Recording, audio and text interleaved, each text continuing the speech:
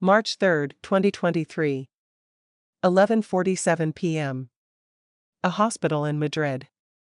Georgina Rodriguez sat alone in a sterile white room, staring at two pieces of paper in front of her.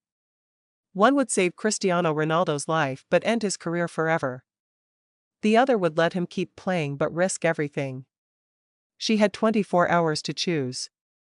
And Cristiano, he was unconscious. He couldn't help her decide. What happened in those 24 hours, the choice she made, nobody expected. Not even Ronaldo himself. It started like any normal day. March 2, 2023. Cristiano was in Saudi Arabia playing for Al Nassr. Georgina was in Madrid with the kids, managing the household, living the routine they'd perfected over years together. Cristiano had a match that evening. Nothing special, just a regular league game. Georgina was making dinner when her phone rang. Unknown number. She almost didn't answer, but something told her to pick up. Hello? A man's voice, professional but urgent. Mrs. Rodriguez? This is Dr. Ahmed Khalil from King Fahd Hospital in Riyadh. I'm calling about Cristiano. Georgina's heart stopped. Her hand gripped the counter. What happened? Is he okay? The doctor's pause was too long. There was an incident during the match. Cristiano collapsed on the field. We've run tests and... Mrs. Rodriguez, we need you here. Immediately. I can't discuss details over the phone, but you need to come now. Georgina didn't remember hanging up. Didn't remember calling the nanny. Didn't remember packing a bag. She just remembered sitting on a private jet 3 hours later, staring out the window at darkness, her mind racing through every worst-case scenario. Brain injury. Heart attack. Stroke. Cancer. The word collapsed kept echoing in her head. She'd watched the match live. She'd seen Cristiano running, then suddenly stopping, clutching his chest, then falling.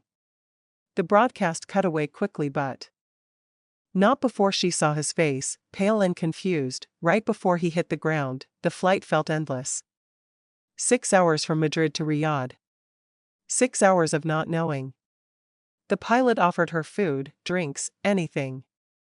She couldn't eat. Couldn't drink. Could barely breathe. She kept checking her phone even though she knew there was no signal at 35,000 feet. She looked at photos of Cristiano on her phone. Their wedding photos that only close family had seen. Photos of him with the kids. Photos of moments nobody else knew about. And she thought, what if I never see him smile again? When the plane finally landed, there was a car waiting. The driver didn't speak, just drove fast through the dark streets of Riyadh. The hospital was massive, modern, gleaming white in the streetlights. Georgina ran through the entrance, heels clicking on marble floors, asking everyone, "Where's Cristiano Ronaldo?" A nurse finally grabbed her arm gently and said, "Mrs. Rodriguez, Dr. Khalil is waiting for you." This way, they led her to a private wing, away from the main hospital, where high-profile patients were kept away from media and public. Dr. Khalil was a tall man in his 50s, kind eyes but a serious face. He extended his hand. "Mrs. Rodriguez, thank you for coming so quickly." Georgina didn't take his hand. "Where is he? I need to see him." Dr. Khalil nodded. "You will. But first, we need to talk. Please, sit down." Georgina shook her head. "I don't want to sit. I want to see my husband." Dr. Khalil's expression changed. More serious.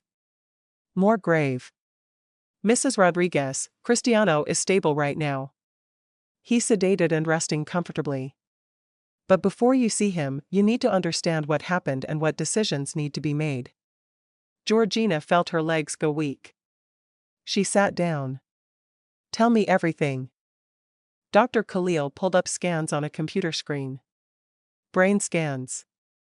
Images Georgina didn't understand but looked terrifying anyway. Cristiano has a condition called an arteriovenous malformation in his brain. It's a tangle of abnormal blood vessels connecting arteries and veins. He's probably had it since birth, but it went undetected. Today, during the match, the physical exertion caused it to rupture slightly. That's why he collapsed. Georgina stared at the screen, trying to process. Is he going to die? Dr. Khalil took a breath. Not immediately. We've stabilized him. But Mrs. Rodriguez, this is extremely serious. The malformation is in a critical area of his brain. If it ruptures fully, he could have a massive stroke. He could die within minutes. Or survive with severe permanent damage. Paralysis. Loss of speech. Memory loss. Personality changes. The list is long and terrifying. The room spun. Georgina gripped the armrests of her chair. So what do we do? Surgery? There has to be something. Dr. Khalil nodded slowly. Yes. There's surgery. We can remove the malformation entirely. It's risky but doable. I performed this procedure dozens of times. The survival rate is good, around 90%. But. He paused. That pause told Georgina everything. But what? But the malformation is located near the motor cortex and areas responsible for coordination and balance. Even if the surgery is successful, there's a 70% chance Cristiano will lose fine motor skills in his right leg and possibly his right arm. He'll be able to walk, live a relatively normal life, but professional football? That would be impossible. His career would be over. Georgina felt like she'd been punched in the stomach. And if we don't do the surgery? Dr. Khalil's face grew darker. Then we manage it conservatively. Medication, monitoring, lifestyle changes. No intense physical activity. No stress. Complete rest for months, possibly years. But Mrs. Rodriguez, without surgery, the risk of full rupture remains. Every day he lives with this, he's essentially a ticking time bomb. A sudden movement, a moment of excitement, even a sneeze could trigger it. And if it ruptures fully outside a hospital, he likely won't survive. Georgina's mind was chaos. Why are you telling me this? Why isn't Cristiano making this decision? Dr. Khalil's eyes softened with something like pity. Because Cristiano signed papers when he was admitted, making you his medical power of attorney in case he couldn't make decisions himself. He's currently sedated because we need to keep him calm and still. If he wakes up and starts moving around, especially if he gets agitated or stressed, it could trigger another rupture. So the decision falls to you. He placed 2 documents on the table in front of her. This one authorizes the surgery. We'd perform it tomorrow morning. 6 to 8 hours in the operating room. High risk but removes the problem permanently. This one refuses the surgery and opts for conservative management. Lower immediate risk but chronic danger.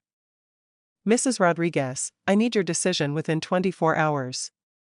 After that, we'll need to make a call either way for his safety. Georgina stared at the papers like they were bombs. Can I see him first? Dr. Khalil nodded. Of course. But please remember, he can't know about this yet. We need him calm. If you tell him and he gets upset, it could be catastrophic. Georgina stood on shaking legs and followed Dr. Khalil down a hallway that felt like it stretched for miles. And what she saw when they opened that hospital room door broke her completely. Cristiano Ronaldo, the strongest man she knew, looked so small in that hospital bed. He was connected to machines, tubes, wires everywhere. His face was pale, peaceful in sedation, but there were bruises on his arm from IVs, a bandage on his head from where they'd done preliminary scans. Georgina walked slowly to his bedside, her hand covering her mouth to keep from sobbing out loud. She sat in the chair next to him and took his hand, the same hand that had held hers on their first date, that had held their babies when they were born, that had wiped her tears 1,000 times. Chris, she whispered, even though she knew he couldn't hear her. I'm here. I'm right here. His chest rose and fell steadily. The machines beeped softly, monitoring every heartbeat, every breath. Georgina laid her head on his chest, listening to his heart, that strong, powerful heart that had carried him through 38 years of life, through thousands of matches, through triumphs and defeats. And now it felt so fragile, like it could stop any moment. She stayed like that for an hour. Dr. Khalil had left, giving her privacy. Nurses came and went, checking monitors, adjusting machines, but not disturbing her. Finally, a young nurse with kind eyes touched her shoulder gently. "Mrs. Rodriguez, you should get some rest. There's a room prepared for you down the hall. You can come back anytime." Georgina shook her head without lifting it from Cristiano's chest. "I'm not leaving him," the nurse smiled sadly. "I understand. But you'll need strength for what's ahead. At least let me bring you some tea?" Georgina finally lifted her head, wiped her eyes. "Okay. Thank you." When the nurse left, Georgina looked at Cristiano's face, really looked at it. She traced the scar on his eyebrow from a childhood accident in Madeira. The lines around his eyes from years of squinting in stadium lights. The slight gray showing in his perfectly groomed beard. He was 38 years old. Still playing at the highest level. Still dreaming of more World Cups, more championships, more goals, and Georgina realized the impossible weight of what she had to decide. If she chose surgery, she'd be taking away the thing he loved most in the world besides his family. Football was his identity. His purpose. His reason for waking up every morning at 5 a.m. to train. She'd be saving his life but destroying his dreams. If she chose no surgery, she'd be gambling with his life every single day, living in constant fear that the next phone call would be he's gone. How do you make that choice? How do you decide between someone's life and their reason for living? Georgina pulled out her phone and looked at the 2 documents Dr. Khalil had sent her. Surgery consent form. Conservative management consent form. 2 pieces of digital paper that would determine everything. She had 23 hours left to decide. 23 hours to make a choice she had no right to make but somehow had to. She needed help. She needed perspective. She needed someone to tell her what to do. Her first instinct was to call Cristiano's mother, Dolores. But Dolores was 68 years old, had already lost her husband, and the thought of telling her that her son might die or never play football again felt cruel. She thought about calling Cristiano's agent, Jorge Mendez. But Jorge would think about money, contracts, career implications. That's his job. This wasn't about business. Then Georgina thought about the kids. Cristiano Jr. was 12 now. Old enough to understand what was happening. Old enough to have an opinion. Should she call him? Ask him what he thought? No, she decided. That's not fair to a child. This burden is mine alone. She looked at Cristiano again, peaceful in sedation, completely unaware that his entire future hung in the balance of a decision he wasn't conscious to make. That's when Georgina made her first decision. She would spend the next 24 hours doing something she'd never done before. She would learn everything about Cristiano's relationship with football. She would talk to people who knew him in ways she didn't. She would understand the full weight of what she was taking away or preserving. Because if she was going to choose for him, she needed to think like him. She needed to understand what Cristiano would choose if he could choose for himself, and so began the longest 24 hours of Georgina Rodriguez's life. Hour 1. Georgina left Cristiano's room and went to the private room the hospital had provided. She opened her laptop and started searching. Cristiano Ronaldo career statistics.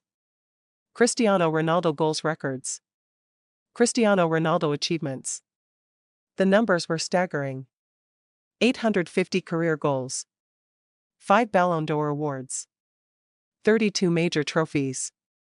Over 1,200 professional matches. Every number represented hours of training, sacrifice, pain, dedication.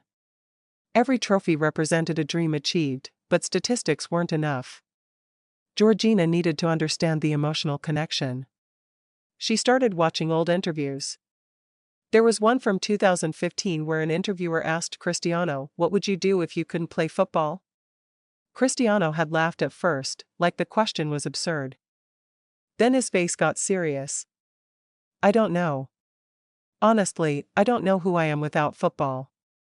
It's not what I do, it's who I am. If I couldn't play, I think I'd feel like a bird without wings.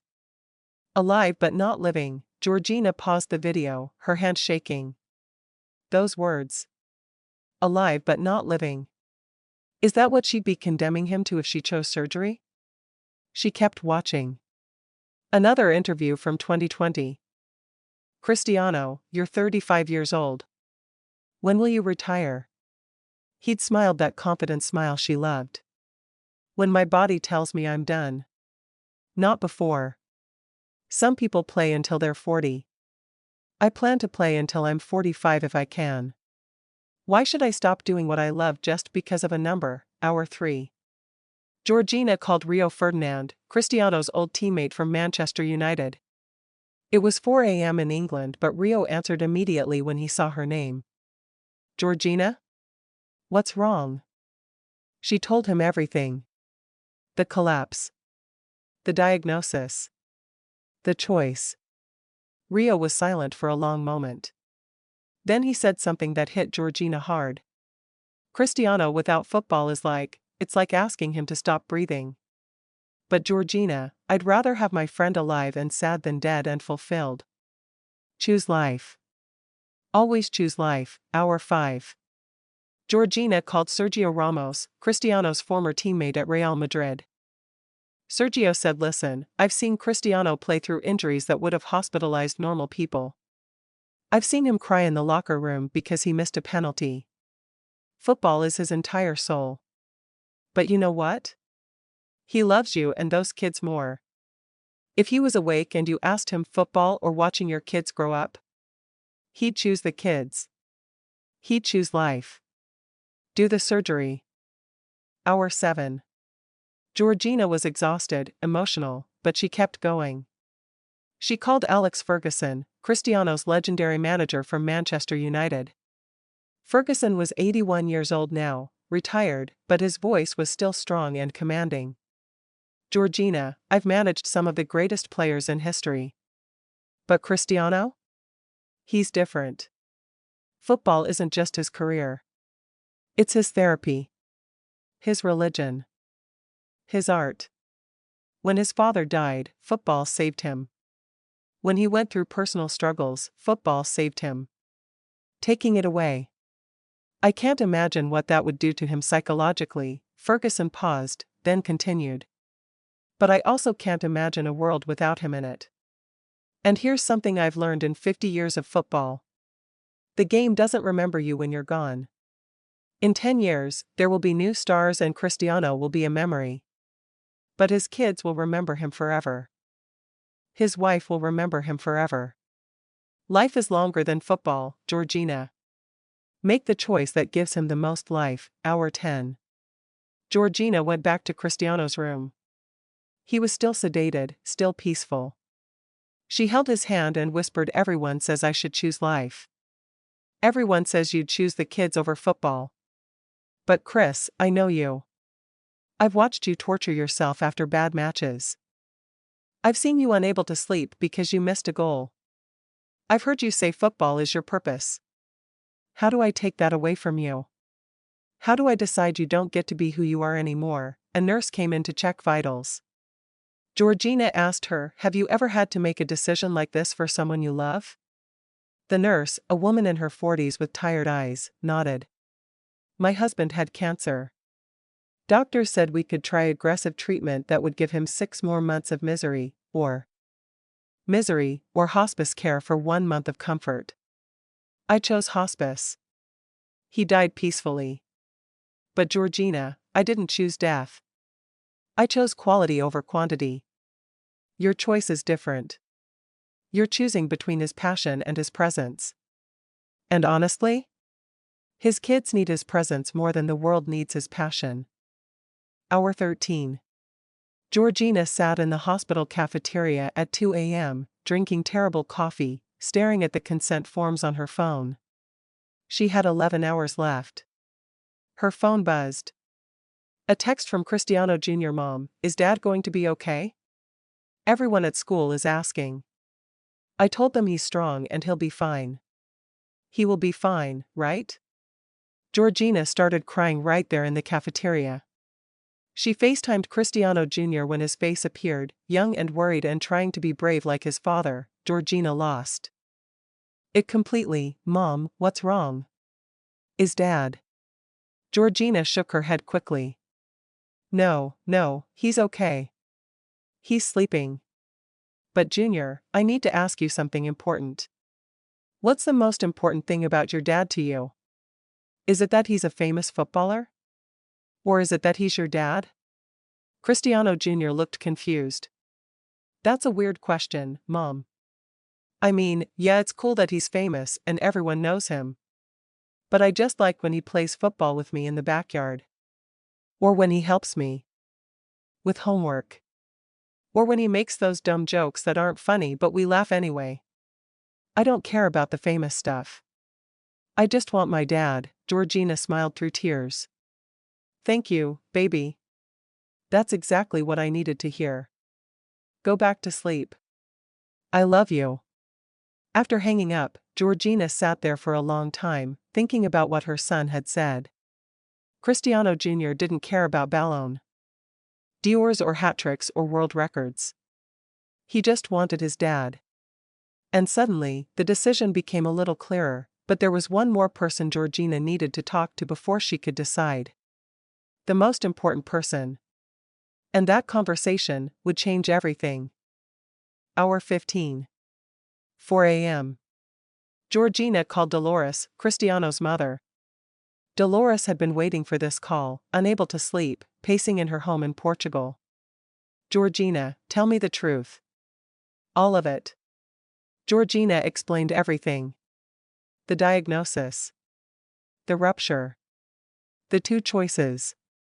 The 24-hour deadline. When she finished, there was silence on the other end. Then Dolores said something in Portuguese that Georgina didn't understand.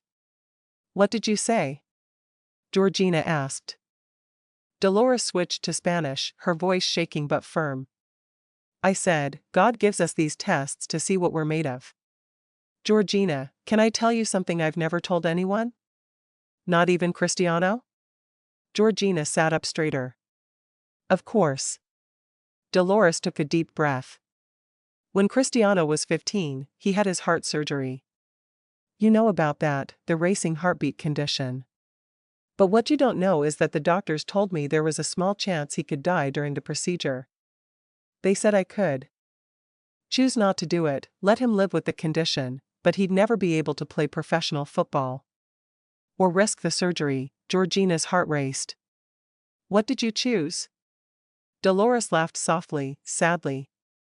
I chose the surgery. And you know why? Because I asked Cristiano what he wanted. He was only 15 but he looked at me and said, Mama, I'd rather die trying to be a footballer than live safely as something else. Those were his exact words. And I realized that choosing for him would be stealing his power. So I let him choose. Even though he was a child. Even though it terrified me, Georgina felt tears streaming down her face. But Dolores, Cristiano is unconscious. I can't ask him. Dolores made a sound that was half laugh, half sob. Georgina, you've lived with that man for how many years? 7? 8? You've seen him at his best and his worst. You've seen him injured and refusing to stop playing. You've seen him training on Christmas Day because he couldn't stand being away from the field. You know what he would choose. You're just afraid to accept it, but what if I'm wrong? Georgina whispered. What if I choose surgery and he wakes up and hates me for ending his career? What if I choose no surgery and he dies and I have to explain to the kids that I gambled with their father's life? Dolores' voice became steel. Then you live with it. That's what love is, Georgina. It's making impossible choices and living with the consequences. But let me tell you what I know about my son. Cristiano is not his career. Cristiano is his heart. And his heart belongs to you and those children. Everything else is just decoration." There was a pause. Then Dolores said something that broke Georgina completely. "I lost my husband, Cristiano's father, when he was only 52. Alcoholism. I watched him slowly destroy himself and I couldn't stop it. I would have given anything, to have him alive and sober, even if it meant he couldn't work, couldn't do what he loved, couldn't be who he thought he was. I'd rather have had him alive and angry at me than dead and at peace." Georgina, choose life. Always choose life. Let God handle the rest. Georgina cried so hard she couldn't breathe.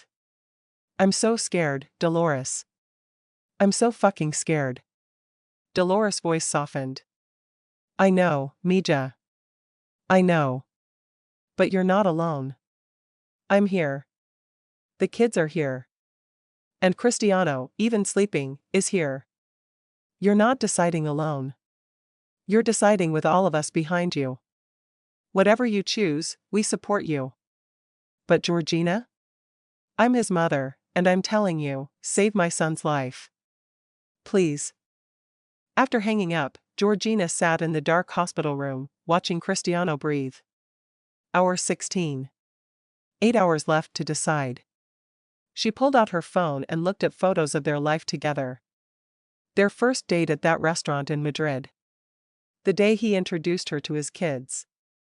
The birth of their twins. Family vacations. Quiet mornings.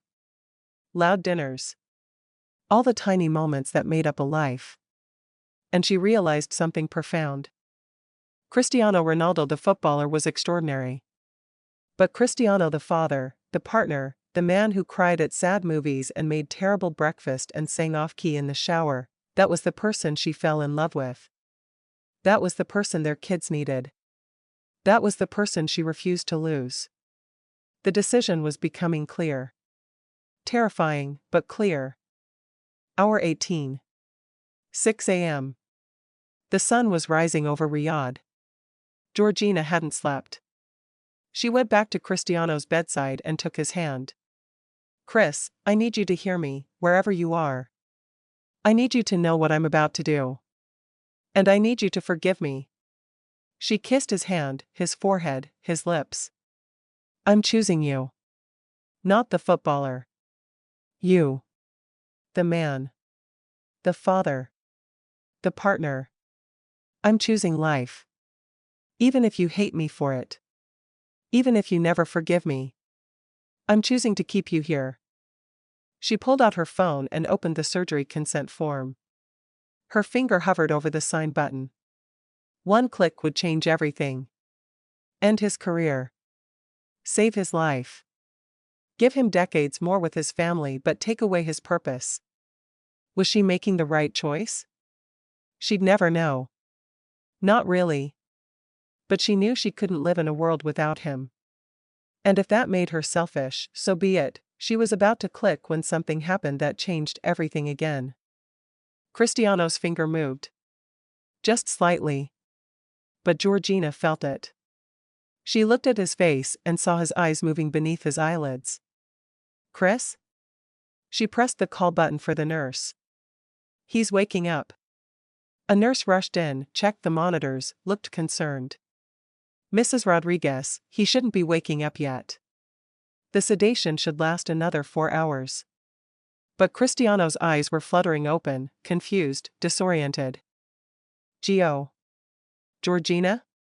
His voice was rough, barely a whisper. Georgina grabbed his face gently. "I'm here. I'm right here. Don't move, okay? You need to stay very still." Cristiano tried to sit up and Georgina pushed him back down, careful but firm. "No, Chris. Please. You have to lie still." His eyes focused on her, really seeing her now. "What happened? Where am I?" Dr. Khalil rushed in, looking alarmed. "Mr. Ronaldo, you need to stay calm. Do you understand me? It's critical that you remain still and calm." Cristiano looked around the hospital room, saw the machines, the wires, saw Georgina's tear-stained face. What's going on? Am I dying? Georgina started crying again. No, you're not dying. But Chris, something happened. There's something wrong with your brain, Anne. Dr. Khalil cut her off. Mrs. Rodriguez, please. Mr. Ronaldo, you have a condition that requires treatment. But right now, I need you to close your eyes, take deep breaths, and stay as calm as possible. Can you do that? Cristiano looked at Georgina, really looked at her, and she saw the fear in his eyes. The same fear she'd been carrying for the past 18 hours. Georgina, tell me the truth. What's happening to me? Georgina looked at Dr. Khalil, who shook his head slightly, warning her not to tell him everything. But Georgina couldn't lie to him. Not about this. She took his hand and said, you have something wrong with blood vessels in your brain. It could kill you. Or it could leave you paralyzed. But there's surgery that can fix it. The problem is, the surgery would end your football career. You'd never play professionally again. The room went silent. Cristiano stared at her, processing. Never play again? Georgina nodded, tears falling. But you'd live. You'd be here for the kids. For me. You'd have a full life, just, without football. Cristiano closed his eyes. A single tear ran down his cheek. Dr. Khalil stepped forward. Mr. Ronaldo, you shouldn't be making this decision right now. You're not in the right state mentally or physically. That's why we gave Mrs. Rodriguez the power to decide. Cristiano's eyes snapped open. Georgina has to decide? Dr. Khalil nodded. She has 4 hours left. We need to operate today, either way. Cristiano looked at Georgina, and what he said next broke her heart and healed it at the same time. Georgina, what do you want to do? She shook her head violently. No, Chris. I can't. This is your life. Your career. Your dreams. I can't take that away from you. Cristiano squeezed her hand weakly. Do you love me? The question shocked her. Of course I love you. More than anything. He smiled slightly. Then you'll make the right choice. Whatever you decide, I trust you. Because you love me. Not Cristiano Ronaldo the footballer. You love Cristiano, the man. So decide for the man, not the footballer. And I promise, whatever you choose, I won't hate you. I won't resent you. Because you're choosing with love. Georgina was sobbing now. But what if you wake up after surgery and you can't play and you look at me and wish I'd chosen differently? Cristiano's voice was getting weaker, the effort of talking exhausting him. Then I'll be alive to look at you. And that's better than the alternative. Georgina, I played football for 33 years. I've scored every goal I could dream of. I've won every trophy that matters.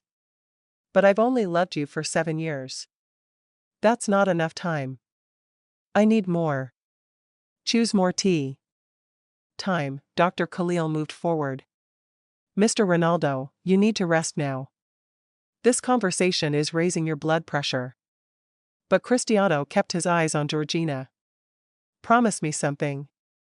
After the surgery, if I get depressed, if I get angry, if I mourn my career, don't blame yourself. Let me be sad. Let me grieve. But know that under all of that, I'm grateful to be alive. Promise me you'll remember that. Georgina nodded, unable to speak. Cristiano's eyes started to close again, the brief burst of consciousness fading. I love you, Gio, make the choice. Save me.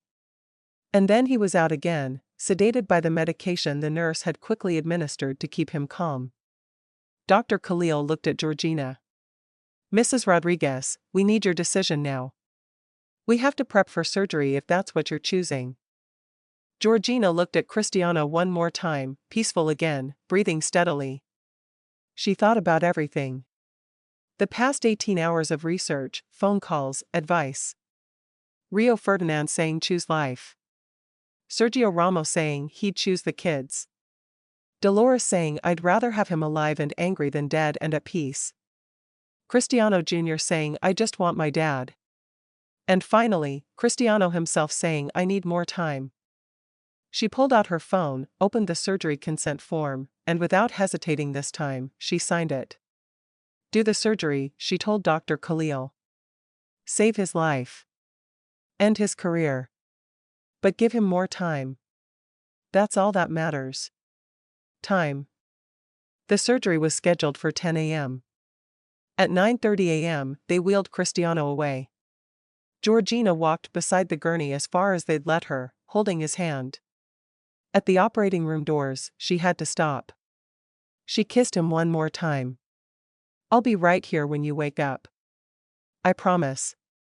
Then they took him through the doors and she was alone in the hallway, watching those doors close, wondering if she'd made the right choice or the worst mistake of her life.